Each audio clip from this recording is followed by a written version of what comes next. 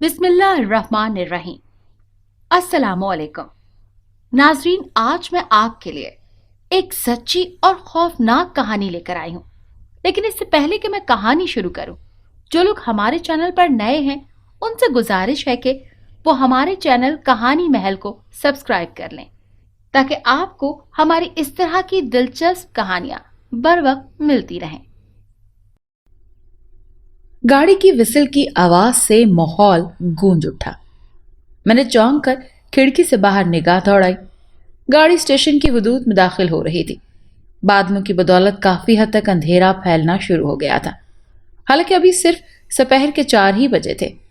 मैंने जिस्म पर मौजूद चादर को अच्छी तरह जिस्म के गिर्द लपेटा और बैग उठाकर दरवाजे की जानिब चल दिया। सईदाबाद का स्टेशन ज्यादा बड़ा नहीं था। यहाँ गाड़ी मुख्तसर वक्त के लिए ही कयाम करती थी, इसीलिए स्टेशन पर उतरने वाले वाहिद मुसाफिर में से मैं ही था। स्टेशन पर कदम रखते ही माहौल बादलों की घन गरज से गूंज उठा।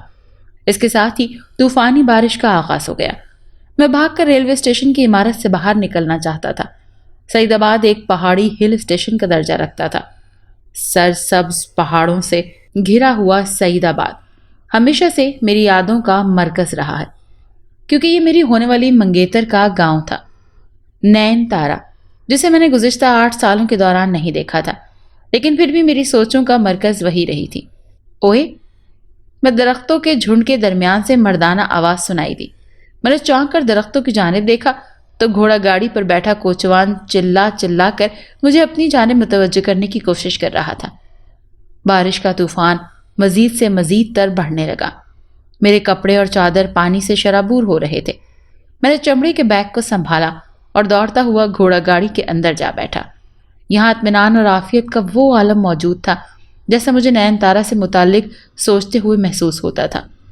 कोचवान ने मुस्कुराते हुए मेरे भीगते हुए वजूद की जानिब देखा, फिर सवालिया लहजे में पूछा, यकीनन तुमने सईदाबाद जाना होगा, यहाँ से करीब तरीन गांव में है।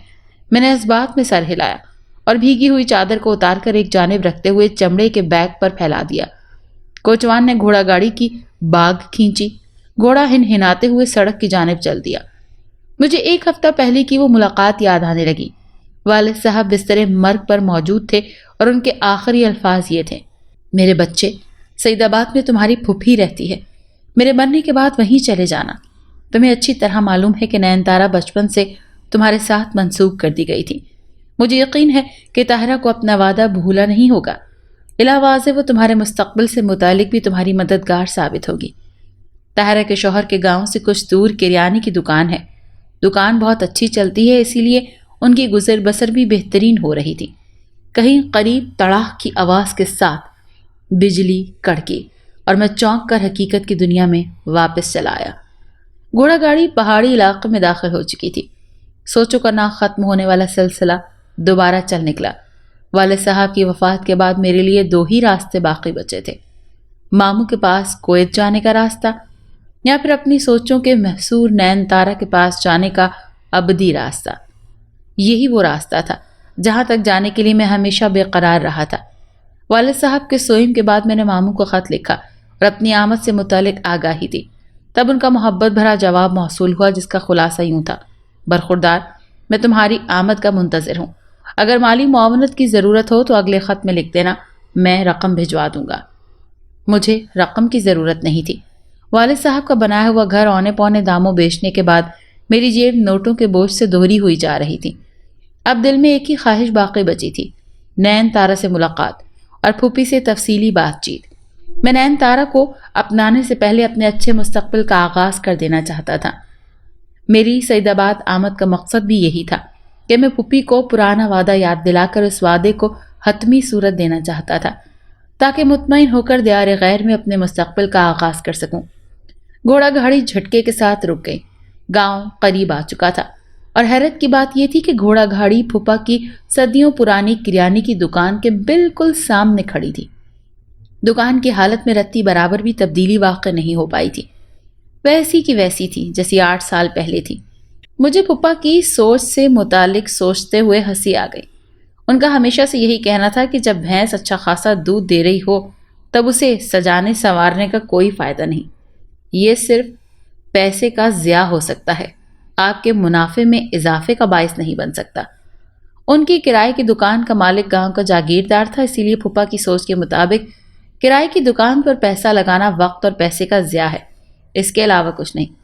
اسی لیے سوچ کے لحاظ سے ان کی دکانوں میں تبدیلی واقع نہیں ہو پائی۔ بہرکیف دکان کے باہر 2-3 گاہک موجود تھے۔ ان کے فارغ ہونے کے بعد پھپھا نے نظر اٹھا کر سوالیہ نگاہوں سے میری جانب دیکھا۔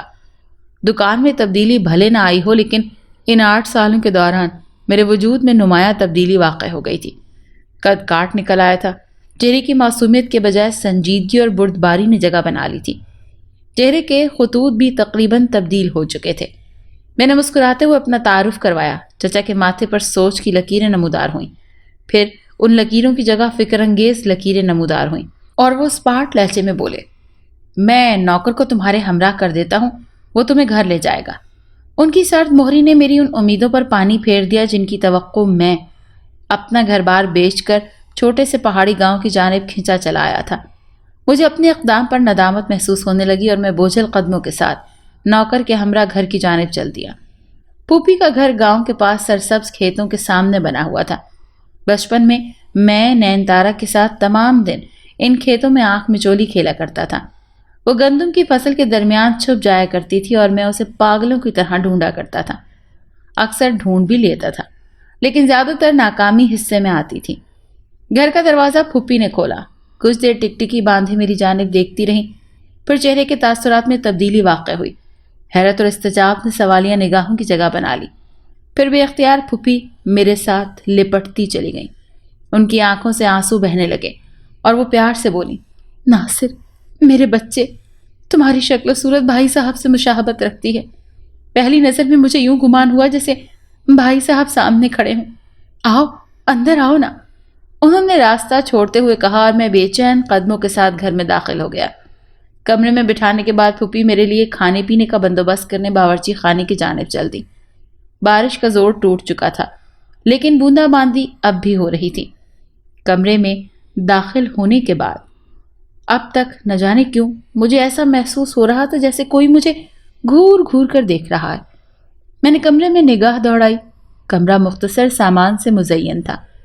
زمین پر دری بچھی ہوئی تھی، پر چھتی پر اسٹیل کے برتنوں کے علاوہ گلدان اور تبت پاؤڈر وغیرہ رکھے ہوئے تھے۔ ایک کونی میں چارپائی دھری ہوئی تھی جس پر چادر بچھی تھی۔ اچانک میری نگاہ دروازے کی جانب اٹھی اور میں نے اسے پیچھے ہٹتے ہوئے دیکھ لیا۔ کیا وہ نین تارا تھی یا پھر گھر کی کوئی ملازمہ؟ میں اندازہ نہیں لگا پایا، لیکن بہرحال وہاں کوئی موجود ضرور تھا۔ اب نہیں تھا۔ میں پھرتی کے ساتھ اٹھ کر دروازے کے پاس آ کھڑا ہوا، پھر میں نے دروازے کے ساتھ کان لگا دیے۔ زنانہ کپڑوں کی سرسراہٹ سن کر میرے لبوں پر خفیف سی مسکراہٹ پھیلنے لگی اور میں نے جھٹکے کے ساتھ دروازے کا چوپٹ کھول دیا۔ وہ دروازے کے ساتھ کھڑی حیرت بھری نگاہوں کے ساتھ میری جانب دیکھ رہی تھی۔ بے انتہا خوبصورتی کا مجموعہ، سرو قد، جھیل سی آنکھیں اور ہونٹ سیب کی پتلی کاشوں کی طرح۔ میں سب کچھ بھول بھال کر ٹکٹکی باندھے اسے دیکھتا چلا گیا۔ یہ میری نگاہوں کی تپش سے گھبرا کر اس نے جسم پر موجود چادر کو درست کیا، پھر کسی ہرنی کی مانند قلابازیاں بھرتی ہوئی سامنے موجود کمرے کی جانب بھاگتی چلی گئی۔ پھوپھی باورچی خانے سے نکل کر کمرے کی جانب آ رہی تھی۔ وہ اجلت میں بھاگتے ہوئے انہیں نہیں دیکھ پائی اور ٹکرا کر زمین پر گرتے گرتے بچی۔ پھوپھی نے جھنجھلائے ہوئے لہجے میں اسے برا بھلا کہا، پھر جب ان کی نگاہ مجھ پر پڑی تب وہ مسکراتے ہوئے میری جانب چلی آئیں اور معنی خیز لہجے میں ہم کلام ہوئی۔ وہ نین تارا ہے، تمہاری منگیتر، بچپن سے تمہارے نام سے ہی منسوب ہے۔ مجھے یقین ہے کہ بھائی صاحب نے تمہیں نین تارا سے متعلق بتا دیا ہوگا، اگر نہیں تو کان کھول کر سن لو۔ میں جلد از جلد اس فرض سے سبکدوش ہونا چاہتی ہوں۔ اگر تمہیں کوئی اعتراض ہو تو رات کو اپنے پھپھا کے سامنے بیان کر دینا، بصورت دیگر بندھن میں بندھنے کے لیے تیار ہو جاؤ۔ انہوں نے مختصر وقت کے لیے گفتگو کا سلسلہ منقطع کیا، پھر دوبارہ ہم کلام ہوئی۔ تمہارے لیے پانی کا بندوبست کر دیا ہے، نہا دھو کر سفر کی تھکان اتار لو۔ 6 بجنے والے ہیں، یہ تمہارے پھپھا رات کو 8 بجے تک دکان بند کر کے آ جاتے ہیں۔ میرے خیال کے مطابق سوچنے کے لیے اتنا وقت کافی ہے۔ میری زبان جیسے گنگ ہو کر رہ گئی تھی، اسی لیے جواب نہیں دے پایا اور خاموشی کے ساتھ غسل خانے کی جانب چل دیا۔ رات کے کھانے پر پھپھا اور پھوپھی کے علاوہ نین تارا بھی موجود تھی۔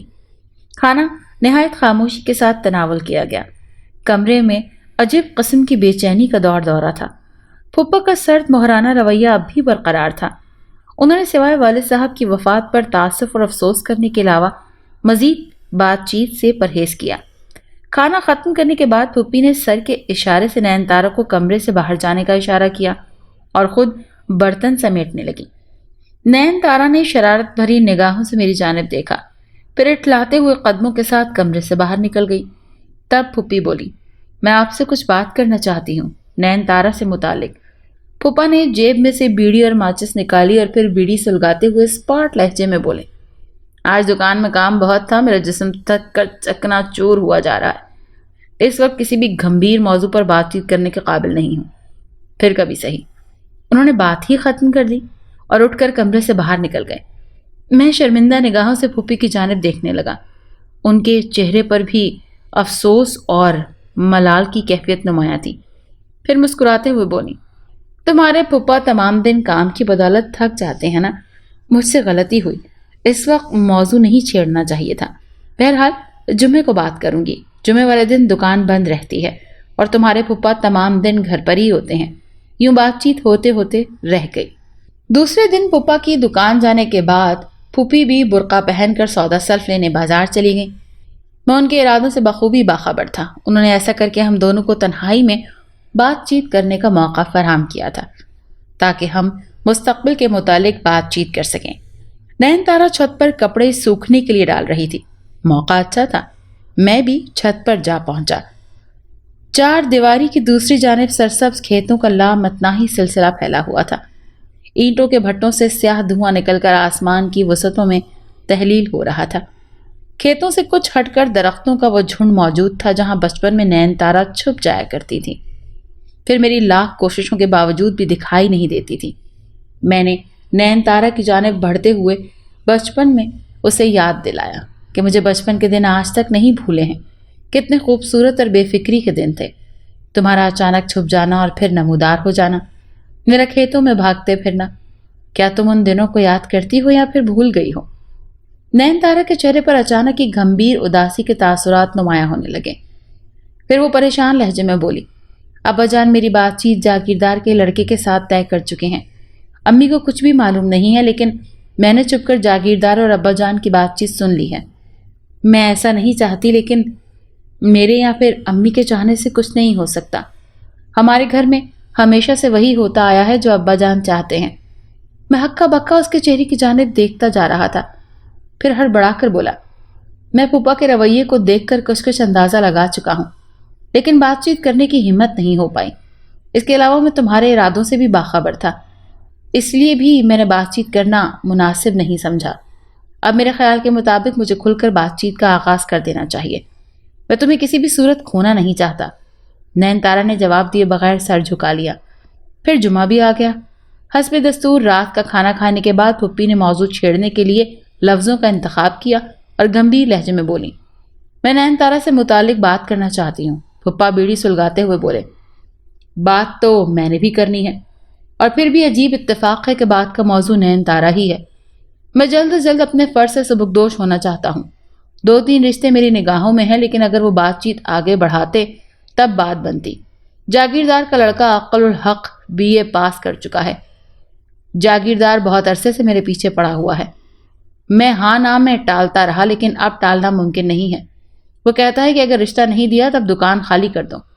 تم خود سوچو، اگر دکان نہیں کھولی تب ہم کھائیں پیئیں گے کہاں سے؟ اس کے علاوہ میں نے تمہیں بتایا ہی نہیں کہ کم و بیش 25,000 روپے جاگیردار کا مقروض ہوں۔ وہ رشتہ نہ دینے کے بعد مطالبہ کرے گا کہ قرض فوری طور پر واپس کر دو۔ میں تو لٹ جاؤں گا، اسی لیے میں نے کل رات ہاں کر دی۔ مجھے اپنے سر پر پہاڑ ٹوٹتا ہوا محسوس ہوا۔ قدرت کی ستم ظریفی میری محبت کاروبار کی بھینٹ چڑھنے لگی۔ میری جیب میں لگ بھگ 15,000 روپے کی معمولی رقم موجود تھی۔ میں پھپھا کو دے سکتا تھا، لیکن ان کی جدی پشتی دکان کو جاگیردار کی بھینٹ چڑھنے سے روکنا میری اختیار سے باہر تھا۔ پھپھی کے چہرے پر زلزلے کے آثار نمودار تھے۔ کمرے کے دروازے کے پیچھے نین تارا بھی شاید پتھر کی بت کی صورت اختیار کر چکی تھی۔ کمرہ گمبھیر خاموشی میں پھیل گیا تھا۔ پھپھا نے دوبارہ خاموشی کو توڑا اور اس دفعہ مجھ سے مخاطب ہوتے ہوئے بولے، مجھے معلوم ہے کہ ایسا کرنا تمہارے ساتھ زیادتی کرنے کے مترادف ہوگا، لیکن میں کیا کروں، مجبور ہوں۔ دکان چھوڑنا میرے اختیار سے باہر ہے۔ نین تارا بچپن میں ہی تمہارے نام سے منسوب کر دی گئی تھی۔ اب بات کو ختم کرنا ناانصافی والی بات ہے، لیکن میں اپنی مجبوریاں تمہارے سامنے بیان کر چکا ہوں۔ اگر تمہارے دل میں ابھی بھی کسی قسم کی رنجش موجود ہے تو میں ہاتھ جوڑ کر تم سے معافی مانگنے کے لیے بھی تیار ہوں۔ پھوپھا نے دونوں ہاتھ میرے آگے جوڑ دیے۔ میں نے بے اختیار ان کے دونوں ہاتھوں کو تھام لیا، پھر بھرائے ہوئے لہجے میں بولا، آپ میرے والدین کی جگہ ہیں، اور والدین کو یہ حق حاصل ہوتا ہے کہ وہ اپنی اولاد کے مستقبل سے متعلق فیصلہ کر سکیں۔ ہاتھ جوڑنا انہیں زیب نہیں دیتا۔ میں نے جیب میں ہاتھ ڈالا اور 15,000 روپے کی وہ رقم جو مکان بیچنے کے بعد دستیاب ہوئی تھی نکال کر پھوپھا کے سامنے رکھ دی۔ پھر ہم کلام ہوا، یہ میرے کسی کام کے نہیں ہیں، آپ رکھ لیں، نین تارا کے بیاہ کے کام آئیں گے۔ رہی بات بچپن کی بات چیت کی، تو اگر خدا کو ہی یہ رشتہ منظور نہیں تب میں یا آپ بھلا کیا کر سکتے ہیں؟ ماموں مجھے کویت بلا رہے ہیں اور ان کا اصرار ہے کہ جلد از جلد کویت چلا آؤں۔ اگر آپ ناراض نہ ہوں تو میں کل ہی واپس شہر جانا چاہتا ہوں، کہیں اس راستے میں بھی کوئی رکاوٹ پیدا نہ ہو جائے۔ پھوپھی میرے ساتھ لپٹ کر پھوٹ پھوٹ کر رو دی۔ دروازے کے پیچھے کپڑوں کی خفیف سرسراہٹ پیدا ہوئی، پھر سایہ دور جاتا محسوس ہوا۔ میں نے اپنے ارد گرد تنہائی کے سائے امٹتے محسوس کیے اور میں امٹ کر اپنے کمرے میں چلا آیا۔ دوسرے دن دوپہر کو پھوپھا اور پھوپھی چھوٹے سے ریلوے اسٹیشن پر موجود تھے۔ گاڑی اسٹیشن کی جانب آ رہی تھی۔ پھوپھی کے چہرے پر ندامت کے آثار تھے، وہ اپنے بھائی سے کیا ہوا وعدہ پورا نہیں کر پائیں، اور پھوپھا کے چہرے پر بے بسی اور لاچاریت کے نقوش نمایاں تھے۔ وہ ایسا نہیں کرنے کے باوجود کر رہے تھے، لیکن مجھے اگر فکر تھی تو صرف نین تارا کی۔ اس نے کل رات سے کچھ بھی نہیں کھایا تھا، پتھر کے بت کی مانند اپنے کمرے میں لیٹی ہوئی تھی۔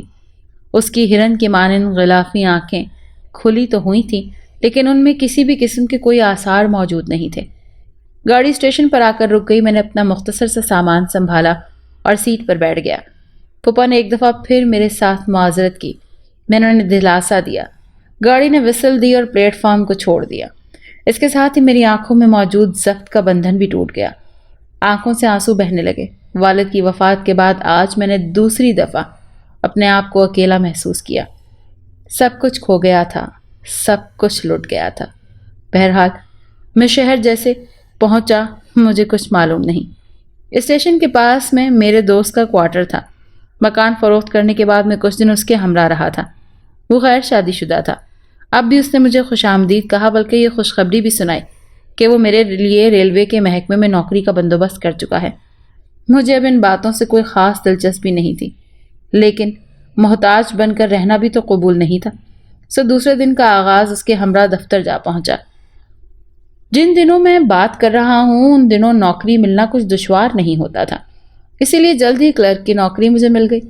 میں نے پھوپھی کو مختصر خط لکھا جس میں اپنی نوکری کے علاوہ کوارٹر ملنے کی اطلاع بھی دے دی، تاکہ نین تارا سے متعلق اطلاعات موصول ہوتی رہیں، لیکن خط کا جواب موصول نہیں ہوا اور میں سب کچھ بھلانے کی جدوجہد میں کام میں مصروف ہوتا چلا گیا۔ 1 مہینہ یوں ہی گزر گیا۔ نین تارا کو بھلانا آسان نہیں تھا۔ میں جتنا اسے بھولنے کی کوشش کرتا وہ اتنا ہی شدت کے ساتھ مجھے یاد آتی۔ ایک دن میں دفتر میں ایک کام ختم کرنے کے بعد تھکا ہارا گھر جانے کے لیے نکلا کہ ڈاکیا کمرے میں داخل ہو گیا اور چٹھی میرے ہاتھوں میں تھما دی اور باہر نکل گیا۔ میں نے حیرت بھری نگاہوں سے بھیجنے والے کا نام پڑھا۔ وہاں پھوپھا کا نام تحریر تھا۔ کانپتے ہاتھوں کے ساتھ میں نے خط پڑھنا شروع کیا۔ ضبط کے مختصر مضمون میں صرف اتنا لکھا تھا کہ تمہارے جانے کے بعد سے اب تک نین تارا کی طبیعت سنبھل نہیں پائی۔ شاید ایسا میرے غلط فیصلے کی بنا پر ہوا ہے۔ تم فوراً سعید آباد آنے کی کوشش کرو۔ میرے خیال میں تمہیں قریب پا کر نین تارا کی طبیعت سنبھل جائے گی۔